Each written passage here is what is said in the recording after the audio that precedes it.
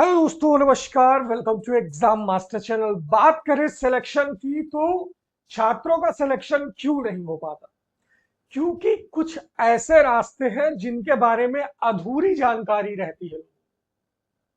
कुछ रास्ते हैं जिनके बारे में पूरा पता है और बहुत सारे ऐसे रास्ते हैं जिनको आप नहीं जानते हैं।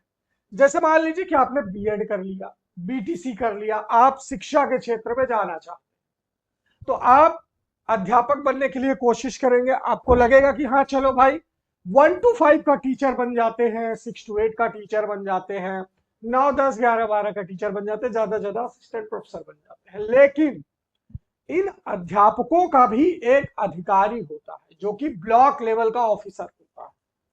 खंड शिक्षा अधिकारी, ये नाम आपने बहुत बार सुना होगा, लेकिन इसकी चयन की प्रक्रिया क्या है, सिलेबस क्या है, इसमें सिलेक्शन कैसे हो सकता है और किसका हो सकता है, ये सारी जानकारी आपको इस वीडियो में मिलेगी। तो इस वीडियो में बने रहिएगा। मैंने पूरा कंप्लीट मेहनत करके एक पीडीएफ बनाया है जिसमें इसका योग्यता, पैटर्न, पेपर कैसे आता है और कैसे आप क्वालिफाई करेंगे, इन सभी चीजों की जानकारी इस एक वीडियो में आपको मिल जाएगी।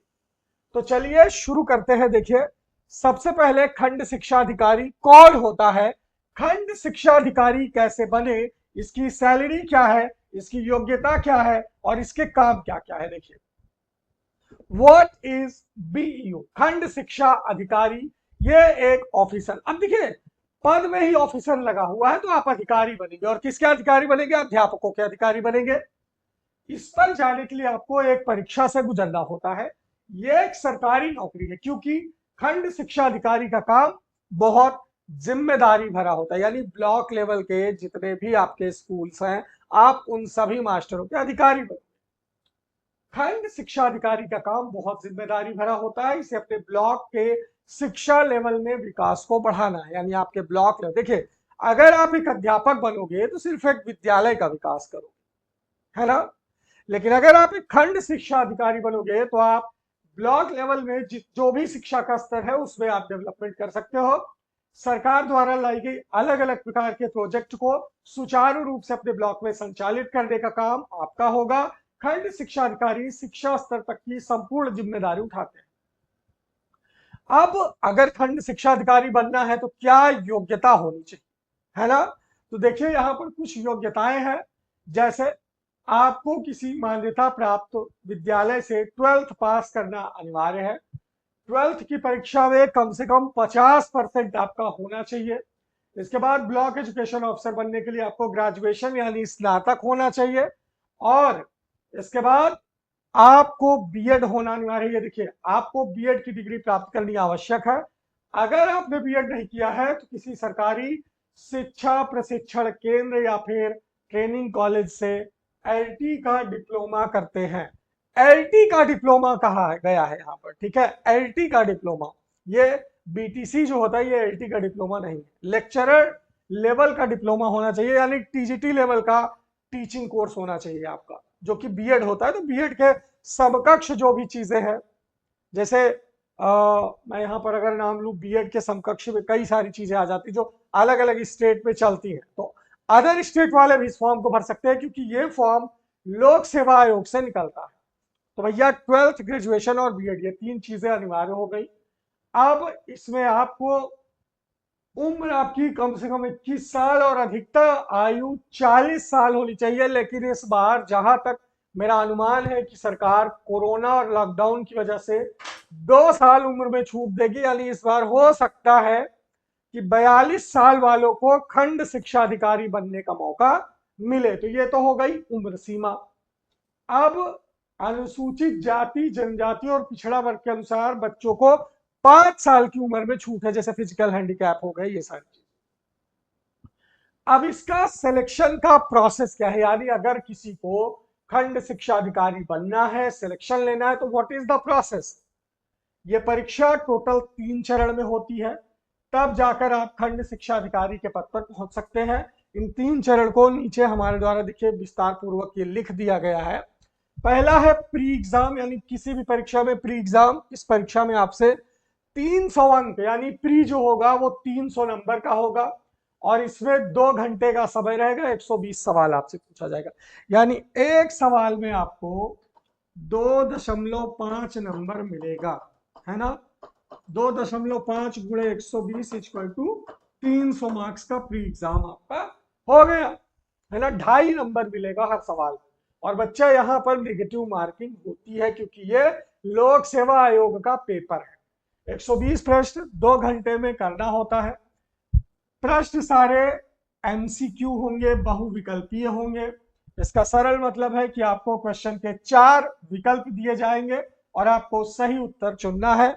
और प्री परीक्षा में पास होने के बाद आप जाएंगे मुख्य परीक्षा में। तो प्री परीक्षा में क्या क्या पूछेगा, देखिए। उत्तर प्रदेश लोक सेवा आयोग से भर्ती होती है। खंड शिक्षा अधिकारी भर्ती परीक्षा 2024। रिक्तियों की संख्या लगभग 200 के पार ही रहेगी। परीक्षा तिथि जल्द प्रकाशित होगी। परीक्षा मोड ऑफलाइन होता है, बुकलेट मिलती है।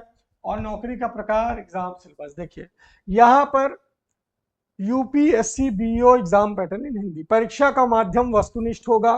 परीक्षा 2 भाषा, हिंदी अंग्रेजी में होगी। बीईओ परीक्षा प्रारंभिक परीक्षा और मुख्य परीक्षा 2 पेपर होता है। प्रारंभिक परीक्षा में 120 क्वेश्चन होता है। टोटल 300 अंक होते हैं और 120 मिनट अर्थात 2 घंटे में आपका प्री एग्जामिनेशन खत्म, ठीक है। और मुख्य परीक्षा में 120 प्रश्न सामान्य अध्ययन और 40 प्रश्न सामान्य हिंदी के। टोटल जो मेंस होगा वो 400 नंबर का होगा, यानी 300 नंबर का प्री एग्जाम, 400 नंबर का मेंस एग्जाम आपका होता है। चलिए अब इसका सिलेबस देख लेते हैं कि आखिरकार क्या है।